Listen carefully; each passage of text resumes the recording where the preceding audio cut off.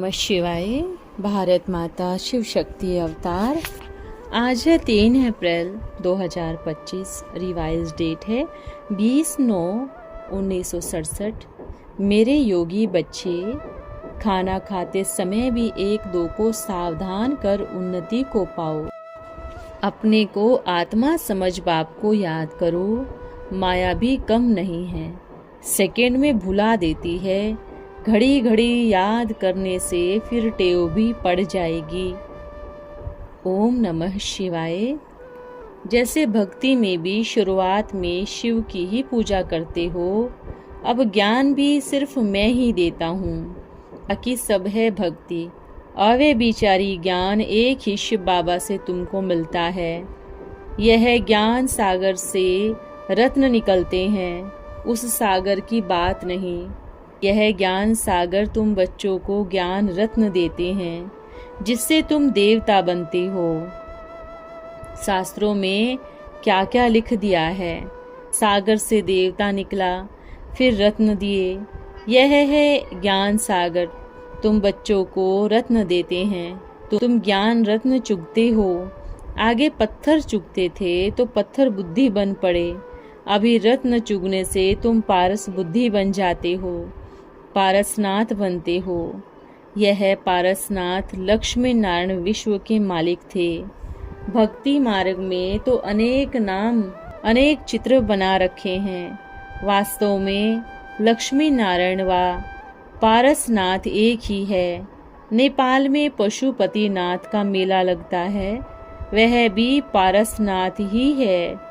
सोने का मंदिर है, वहाँ शिव है ऊपर में, और ब्रह्मा विष्णु शंकर और चौथा कृष्ण। 4 मुख्य दिखाते हैं, अर्थ कुछ भी समझते नहीं। पारसनाथ तो वही होगा ना जो विश्व का महाराजा बनेगा। भक्ति मार्ग में जो कुछ गायन आदि करते हैं, समझ कुछ भी नहीं है। कितना बड़ा मेला लगता है, मनुष्य कितना धक्का खाते हैं। अभी तो तुमको धक्के खाने की दरकार ही नहीं।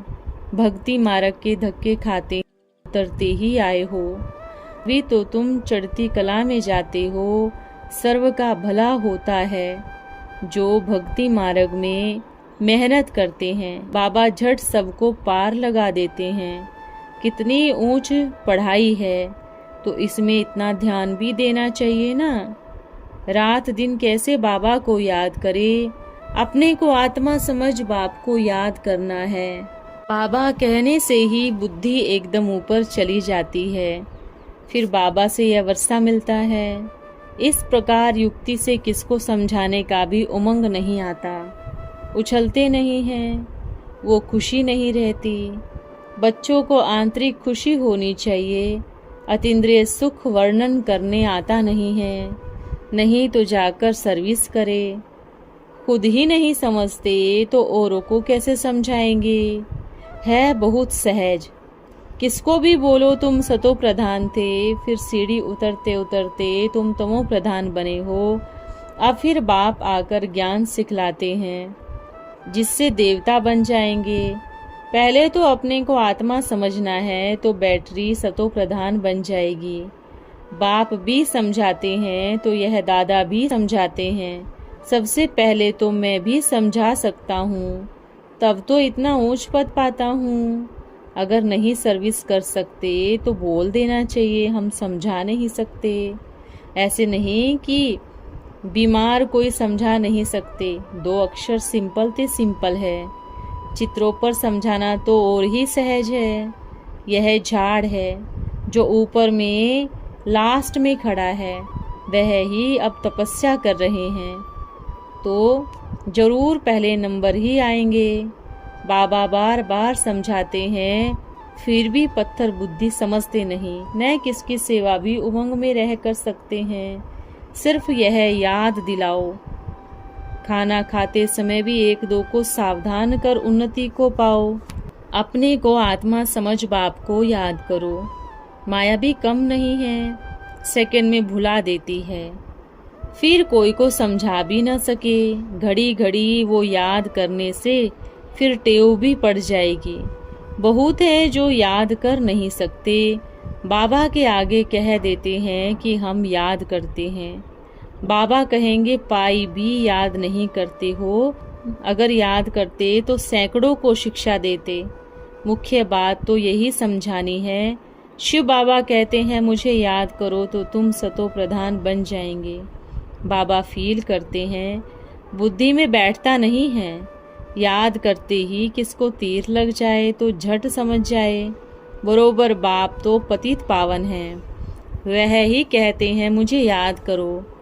84 का चक्र भी समझाया जाता है। बाबा युक्तियाँ तो बहुत बताते रहते हैं। ऊपर चढ़ने की तिलक देते रहो। किसको तिलक देंगे नहीं तो राज तिलक कैसे मिलेगा। सर्विसेबल बच्चे सर्विस करते रहते हैं तो बल भी मिलता है। सर्विस नहीं करते तो कुछ भी बल नहीं मिलता। श्रीमत की ही कमाल है, बाकी तो सभी हैं मनुष्य मत। भगवानोवास तो एक ही बार होता है।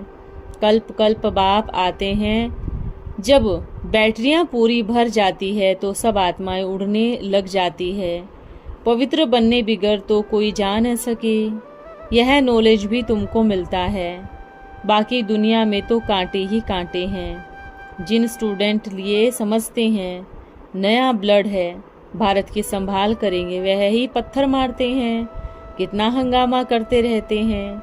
भाषाओं आदि में रखा ही क्या है। कितने प्रकार की दुनिया में विघ्न पड़ते रहते हैं। विघ्न डालने वाले तो मनुष्य ही होते हैं ना, कुछ भी समझ नहीं है। अच्छा, गुड मॉर्निंग, ओम नमः शिवाय। रात्रि क्लास है 8/9/1967। मित्र संबंधियों को भी अपना अनुभव सुनाना है, कैसे हम परम पिता परमात्मा को याद करते हैं। क्योंकि बिगैर पहचान ईश्वर को याद करना कोई काम का नहीं। बाप ने समझाया है, आधा कल्प शिव बाबा की पूजा करते आए होंगे।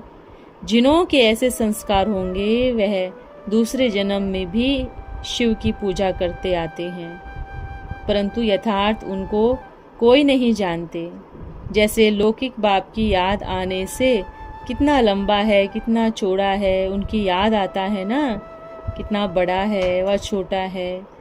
कोई भी होते हैं ना, अब शिव बाबा लिए भी पूछना चाहिए कितना बड़ा है, वह किसको पता नहीं है। सिवाय तुम बच्चे, तुम ब्राह्मण बिंदी कहते हो तो हंसी करते हैं। बस बाप बिंदी है, वंडर खाते हैं। यह कैसे हो सकता है, कभी नहीं मानेंगे। और खुद बोलते हैं आत्मा स्टार मिसल है। वह भी परम आत्मा है तो आत्मा तो इतनी ही होगी ना। अगर बड़ी हो तो जब इस तन में बैठते हैं तो यहाँ फोड़ा निकल जावे। तो यह तुम बच्चे समझती हो, क्योंकि बाप बच्चों को ही आकर रचता और रचना की आदि मध्य अंत का ज्ञान बताते हैं। कहते हैं मैं जो हूँ जैसा हूँ कोई नहीं जानते, आत्मा लिए ही समझाते हैं। मनुष्य रोज कहते हैं पतित आत्मा, पावन आत्मा, तो आत्मा लिए ही कहते हैं ना। कहते भी हैं छोटी स्टार मिसल है, परंतु यह ख्याल नहीं आता है इतनी छोटी आत्मा 84 जन्म कैसे लेती है, कैसे रिपीट करती है। यह ख्याल कभी नहीं आएगा। सिर्फ कहने लिए कहते स्टार मिसल है, यह नहीं समझते कितना छोटा सितारा 84 लाख योनियां जानवर आदि कैसे बनते हैं। बाप आकर सभी बातें अच्छी रीति समझाते हैं। बेहद का बाप समझाते हैं, यह तो कल की बात है। तुम अब तक मेरी जयंती भी मनाते आते हो। एक ही बार आता हूँ, इसका यादगार भक्ति मार्ग में मनाते आते हैं। सतयुग में तो नहीं मनाते। वहाँ शिव की पूजा तो कोई करते नहीं, कोई याद करते ही नहीं। बाप समझाते हैं यह सब भक्ति मार्ग द्वापर से शुरू होता है, परंतु जानते किसको भी नहीं हैं। लक्ष्मी नारायण की पूजा करते हैं, दोनों को 4-4 भुजाएं दे दी हैं। अब दोनों तो चतुर्भुज नहीं हैं, 2 लक्ष्मी 2 नारायण की है। शंख चक्र भी उनको नहीं है, यह तो ब्राह्मणों के अलंकार हैं। शंख ज्ञान का तुम्हारे मुख से बजता है, जैसे कृष्ण को मुरली देते हैं, लेकिन ज्ञान की मुरली तो तुम बजाते हो। इस मुरली व शंख की बात नहीं, सबका अर्थ है, गदा की भी दरकार नहीं। वह तो हिंसा की चीज है, तुम्हारे हाथ में ज्ञान की गदा है। यह सब बातें बाप बैठ बच्चों को समझाते हैं। बाकी तो सब पूजा करते रहते हैं, शास्त्र सुनाते रहते हैं, अर्थ कुछ नहीं है। वह सब है भक्ति मार्ग। अब तो तुम बहुत थोड़े हो, धीरे धीरे वृद्धि होगी। 108 की विजय माला बनती है तो उनकी प्रजा कितनी होगी। राजाएं थोड़े होते हैं, प्रजा तो ढेर होती है। इसलिए बाप कहते हैं बड़े शहरों में जहाँ ढेर मनुष्य हैं वहाँ म्यूजियम बनाओ तो बहुत आएंगे। उनको समझाओ 7 दिन न दे सको तो 5 दियो, 4 दियो। पहले से 7 रोज सुन डर जाते हैं। जोर जबरदस्ती नहीं करनी चाहिए कि 7 रोज देना ही पड़ेगा। पहले पूछना चाहिए कितने दिन आ सकेंगे, 3 दिन, 4 दिन, अच्छा 1 घंटा रोज दे सकते हो। नब्ज देखनी चाहिए। कहे मुश्किल है तो समझो इसमें दम नहीं है। कहे कोशिश कराएंगे तो समझो कुछ प्रजा में आने वाला है। कहे जरूर आऊंगा तो समझो तीव्र पुरुषार्थी है, ब्राह्मण बन सकता है। तो नब्ज देखने चाहिए। जो तीव्र पुरुषार्थी होंगे वह 7 रोज देंगे। इनको पहले टेम्पटेशन दियो, आओ तो समझावे बेहद के बाप से कैसे बेहद का वर्षा ले सकते हो। भारत को बेहद का राज्य भी था, हद का राज्य भी था, अब तो पंचायती राज्य है। तो बच्चों को सारा 84 का चक्र समझाया गया।